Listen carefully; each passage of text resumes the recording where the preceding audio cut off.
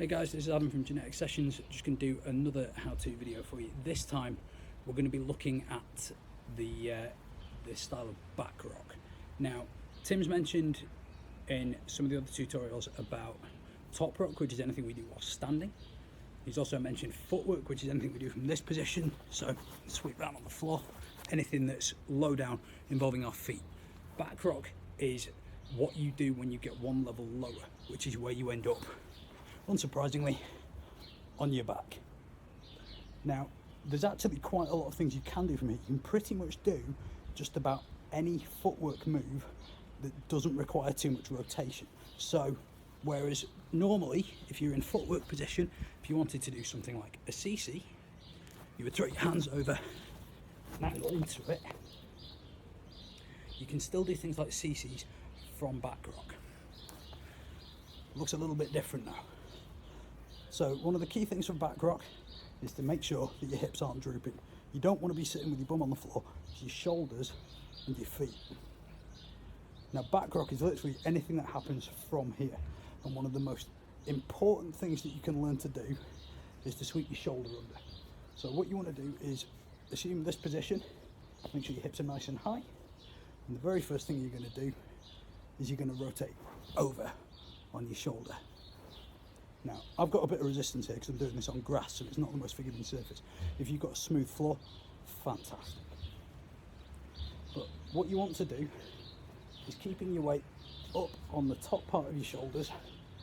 You're going to twist with your shoulders while driving up ever so slightly. You'll need to take a little bit of weight on your head,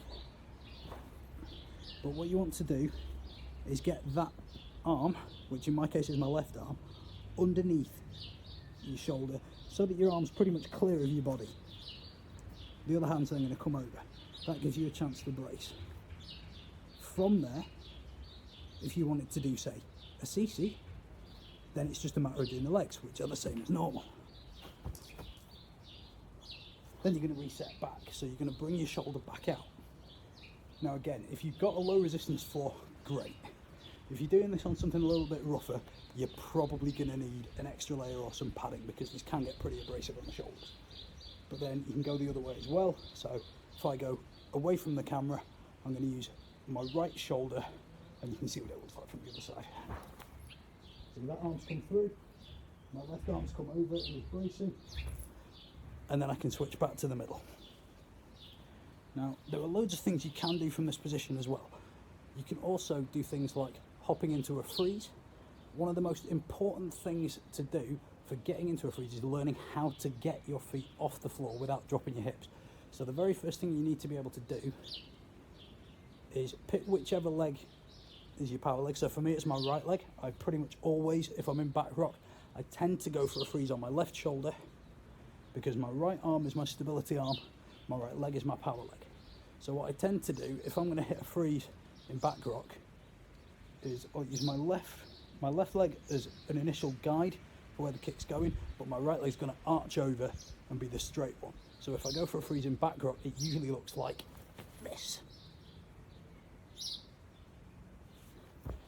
So the first thing you can do to get ready for that is just practicing driving up and arching your legs over.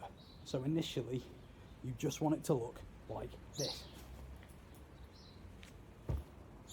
It's getting that spring off your power leg so that you can just get your leg right the way over the top. You want it to be a nice big kicking arc. Once you've got used to doing that, then you can start experimenting a little bit more with how you do your legs. So then you can start doing things like tucking up, but it's getting used to clearing your legs off the floor and being able to arch over and just keep the weight on your shoulders. Eventually, when you're more confident with it, then you can start adding the twist in a bit more, which enables you to get a stronger freeze. So you should even potentially be able to get a nice low freeze like that. Where what I've done, I don't know whether you can see this clearly, but I've got my left arm under my leg. So my left arm has the back part on the floor and then my forearm is sticking up. So my left leg hits my left arm and actually gives something to brace against. So my arm and my leg are supporting my right leg. My right arm is then just over, making sure that my body doesn't flip too far over. Let's see if I can hit that again. Once you've hit that, that should be a nice stable freeze. Potentially, what you can then do is move your arms or things like that. But you want to get used to being able to spring over into that freeze position.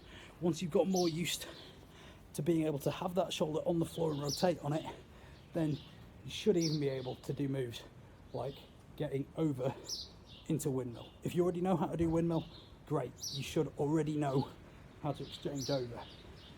But an easy way of getting out of back rock and back into footwork is this. So you do the change like you normally would for back rock. See, I just did that switch over on the shoulders. Once you've got used to that switch over, it's just a matter of kicking the legs over, and you should have a nifty little bit that if you've not already got windmill, that will help you get it, because that's part of what you need to be able to do. Is drive up with your legs, twist over on your shoulders, and then land on your front, ideally in set position for a freeze. Once you're there, you can push up and go back around into footwork if you wanted.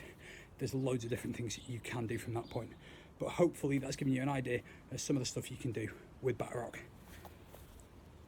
Nice one.